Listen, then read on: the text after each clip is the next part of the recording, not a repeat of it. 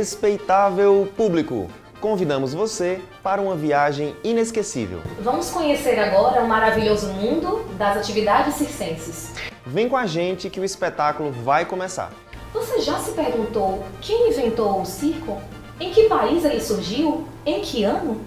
Começamos te respondendo a essas 3 perguntas. Não tem como saber quem inventou o circo, seu surgimento não aconteceu em um país ou local específico e também não tem como precisar uma data exata dessa origem.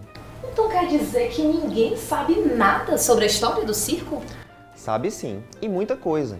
Ao longo de sua história, o ser humano sempre buscou maneiras de entender e lidar com o próprio corpo.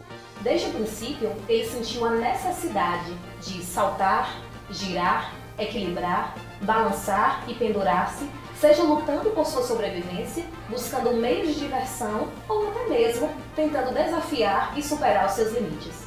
Foi justamente na tentativa de vencer as barreiras e limitações corporais que foram surgindo ao longo desse percurso diversas manifestações, tais como o malabarismo, contorcionismo, o equilibrismo, as acrobacias e muitas outras, o que estamos chamando aqui de atividades circenses. Já que entendemos que o surgimento do circo não aconteceu em uma data específica, podemos complementar que existem relatos dessas práticas há milhares de anos e em diversas regiões do mundo, como China, Grécia, Egito e Índia.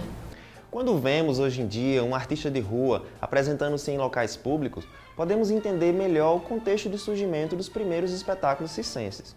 Estes artistas, conhecidos como saltimbancos, foram agregando-se uns aos outros e formando grupos.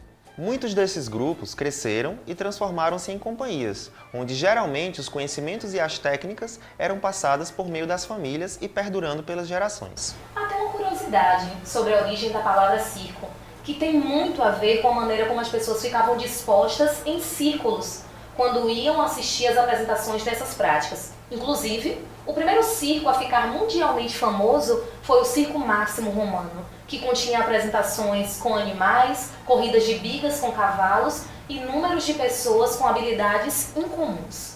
Esse circo tradicional, bastante influenciado pelos saltimbancos, ou artistas de rua itinerantes da Idade Média, passou a utilizar-se de espetáculos com números equestres em espaços diversos, que iam desde os suntuosos auditórios até mesmo nas apresentações em lonas improvisadas, passando a ser visto como um circo moderno. Um marco para a história do circo foi a sua gradativa abertura para outras artes como a música, o teatro e a dança, vindo a tornar-se um novo circo. Essa mudança também foi ocorrendo no que diz respeito à transmissão dos saberes e sua ampliação por meio das escolas de circo, agora abertas à comunidade. E como foi que o circo veio parar aqui no Brasil? Deu-se principalmente com a vinda das famílias de artistas da Europa, tendo uma forte influência dos ciganos, que se apresentavam ao público demonstrando habilidades como a doma de ursos e cavalos e também o ilusionismo. Uma das primeiras escolas brasileiras de circo surgiu em São Paulo, a Academia do Palhaço Piolim, em 1978. O dia 27 de março, no Brasil, é comemorado como o Dia do Circo, em homenagem a este artista que tanto contribuiu para o crescimento e difusão desta arte em nosso país.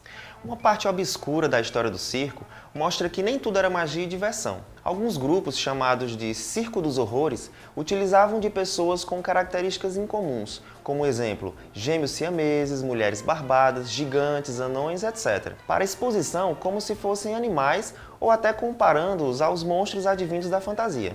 E por falar em animais, muitos leões, elefantes, macacos e cavalos foram utilizados sem nenhum cuidado com a sua saúde, conforto e alimentação, o que caracteriza que maus tratos a essas criaturas ocasionaram muitas mortes. Mas, felizmente, hoje em dia existem leis severas quanto a ambos os casos. Afinal, quais são as atividades circenses que existem? Como elas podem ser divididas ou, melhor, classificadas? Dependendo do autor que você for basear-se, podem haver variadas possibilidades de classificação, como o Invernó, que propõe uma classificação baseada na Escola Nacional de Circo da França, dividindo em equilíbrio, atividades aéreas, acrobacia, manipulação e ator de circo. Já Bortoleto e Machado trazem uma classificação baseada no tamanho do material, pequeno, médio, grande e atividades que não demandam materiais, além de Duprá, que traz a ideia das unidades didático-pedagógicas, buscando uma adequação à escola. Você vai observar, ao longo das próximas unidades desse curso, que optamos pela divisão em 4 modalidades, ou atividades circenses: malabarismo, equilibrismo, acrobacias e expressividade. Lembrando que você, professor, pode e deve ficar à vontade para fazer a sua própria classificação, atendendo à sua realidade ou disponibilidade de tempo para abordar este conteúdo. Perceba que o que temos atualmente é um cenário em que a apropriação das atividades circenses deixou de acontecer unicamente pelos artistas profissionais e as pessoas comuns passam a interessar-se pela sua vivência, mesmo que despretensiosa, objetivando lazer, atividades sociais ou de cunho mais educativo. Cercado de lendas, histórias e momentos primorosos, outros nem tanto, o circo ainda hoje atrai e emociona aqueles que vão até os seus espetáculos, trazendo sempre um misto de alegria e diversão, mas também de medo e mistério pelo desconhecido, pelo diferente. Finalizamos aqui nossa breve viagem ao universo do circo e das atividades circenses. Te convido a mergulhar cada vez mais nesse mundo mágico que se descortina especialmente para você. Pegue sua pipoca, ache o seu lugar na arquibancada, que o espetáculo está apenas começando.